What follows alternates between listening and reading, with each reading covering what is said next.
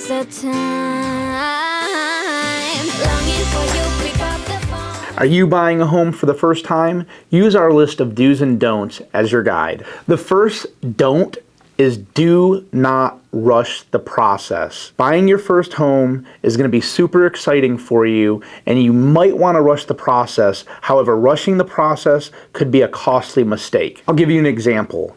Not shopping around for the right lender that's going to give you the lowest possible cost and the best interest rate could cost you $5,000, $10,000 as you buy your home. It could even cost you more if you get a higher rate over the long term of the loan. Another example would be going through the contract and all of the paperwork ahead of time before you make any offers on any properties, so that way you can familiarize yourself with the contract. Ask lots of questions from your agent. That's what they're there for. They're there to answer your questions and help guide you through all of the complex paperwork that you're going to be signing. So make sure you look at the paperwork ahead of time.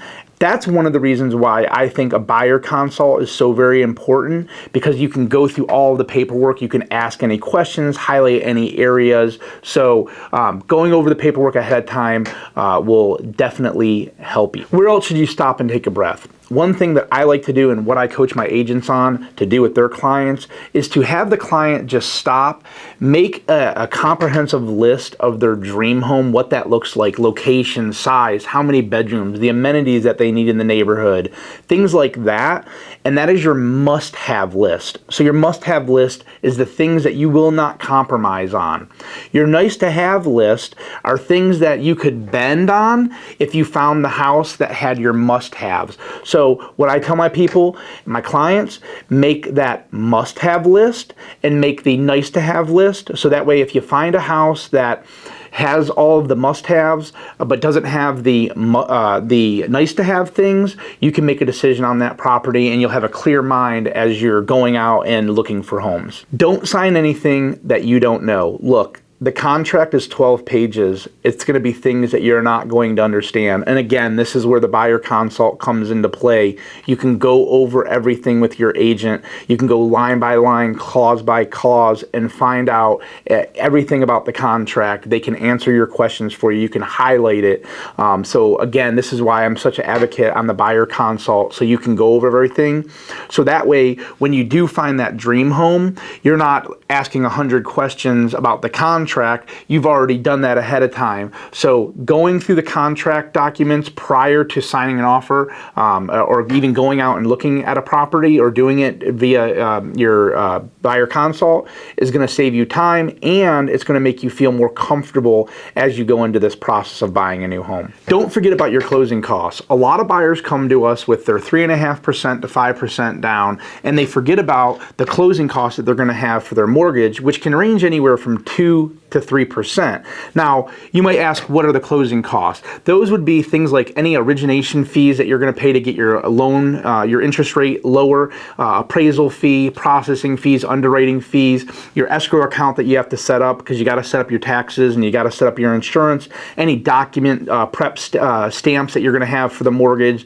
Those are going to be your mortgage closing costs that you're going to have to pay, and that's going to be anywhere between 2 and 3% of the mortgage. Now, the cool thing is sometimes we're able to negotiate with the seller to help you with those closing costs. So, maybe we were able to negotiate you 1%, maybe 2%. Sometimes we get them to pay, all of it. It really just depends. If the property has multiple offers, obviously there's going to be more competition. So the seller is most likely going to go with an offer that is going to net them more money. However, if the property has been on the market for some, a little while and the seller wants to sell it, sometimes those sellers will negotiate and help you as the buyer offset some of those closing costs. So is it possible to get into a house with just your down payment money? Sure. Another thing that you could do as well is get a gift from a family member that could help offset that. And then there are other programs available for down payment assistance that can also help with your closing costs. And what I would say is get with your real estate agent first, because they'll be able to tell you what down payment assistance programs are available and what you might qualify for. So don't forget your closing costs. Don't be afraid to walk away. FOMO is real during the home buying process. Don't be scared that someone else is going to come in and get that house over you. And could that happen? Yes, 100%. But you got to make sure that that house feels right to you. I've done hundreds of transactions, and you can tell when someone walks into a house and it feels right, it feels like the home for them. You just get that feeling. We just bought a house in August, and we walked into that home and we got that feeling like this was meant to be our house. So if it doesn't feel quite right, just walk away. It is okay. Just walk away. Do be realistic. So what do I mean by that? So you have your must-have list, you have your nice-to-have list. Is that fourth bedroom really a must-have, or could you live with a 3-bedroom, right? I'll give you an example. Me and my wife, we purchased our first home. Was it in the neighborhood that we wanted? Nope, sure wasn't. Did it have the bedroom count that we wanted? No, lot, all that. It was our first home. We knew that we had goals and we would buy a bigger home within 3 to 5 years. And I think we actually sold that house in 4 years. And then was our next house exactly what we wanted? Nope, there were things that we knew that that house wouldn't work for us long term, like our kids sharing a bedroom, and yet we bought that house. We made a decision that we would stay there for 3 to 5 years again, and then we would buy our dream home, and that's exactly what we did. We used all of these homes as building blocks to purchase the house that we're in right now that we'll be in for the next 15 years. So sometimes you'll compromise on certain things, so that way in 10 years you've created these goals that you have for yourself, and now you're in a better situation. So sometimes when you think that you need to have that fourth bedroom or you need to be in that neighborhood, maybe think about what 5 years from now looks like for you, and compromise on certain things, so that way in 5 to 15 years you're in a better situation. Do get pre-approved. Now, we talked a little bit about closing costs in one of the other examples. And so getting pre-approved will tell you exactly how much your down payment is going to be. It will tell you how much your closing costs are going to be. So you'll be educated as to what that's going to look like for you. But another thing that I tell my buyers is we have a lot of people that come to us and they're like, "Hey, dude, I'm just going to wait until I find that perfect house. Then I'll get pre-approved and it will all be good." And well, while that might work in some instances, it's not going to work in a lot of them. And what I mean by that is, let's say that perfect house comes on the market and 10 people go through it that day, and you see it, it's later in the day and you're not pre-approved, but you're like, "Man, I want to buy this house. This is the perfect house for me and my family," and you're not pre-approved. You could miss the opportunity to actually buy that house and make an offer because you didn't get pre-approved. A pre-approval letter shows the seller that you're actually capable of buying a house. Again, it's going to educate you as to what it's going to take, what your buying power is going to be in order to purchase that property. The pre-approval letter, in my opinion, is the second step after the buyer consult that you should be doing. So you should do the buyer consult, get the must-haves, all your wants and needs, and then get with a great lender that can educate you on the process of purchasing a home, as far as what the mortgage is going to look like. Anything that can educate you as to what the process is going to look like and make you more confident with the home buying process is very important. Another process of the pre-approval letter is you're going to be turning in all your documentation, W-2s, pay stubs, bank statements, any work stuff that you have to provide. What that does is it gives the lender all of the information that they already have. So let's say there's a house that you love and the seller wants to close in 14 days.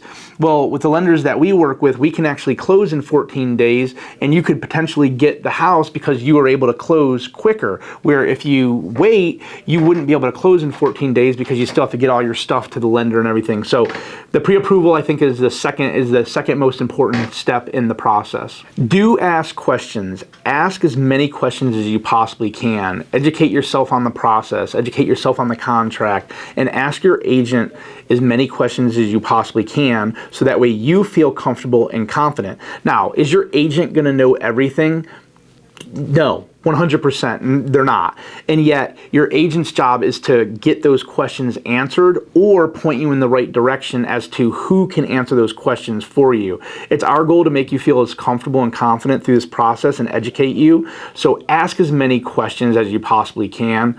I love people that ask questions. I personally ask a lot of questions, so I'm a question guy. So ask as many questions as possible, and that is going to make you feel comfortable and confident through the process. Do look into first-time home buyer programs. There are mortgages out there that are designed for first-time home buyers. There are down payment assistance programs. There's city programs, state programs that will help you with down payment, interest rates, things like that.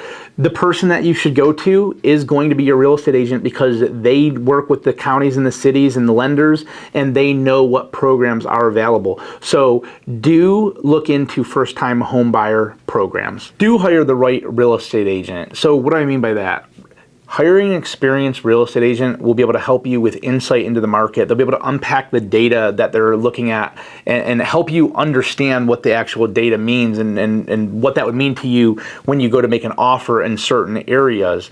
They're going to be able to help you draft up a competitive offer based on that house that you're getting ready to make an offer on. They're going to be able to negotiate their tail off for you and know exactly what to do to try to help you win that property should you be in a multiple offer situation. And then they're ultimately going to help you find your dream home. So hiring an experienced real estate agent can help you through this complex process of buying a home. Don't have an agent yet? Please get in touch with us. We would love to guide you through buying your first home. Have a good day.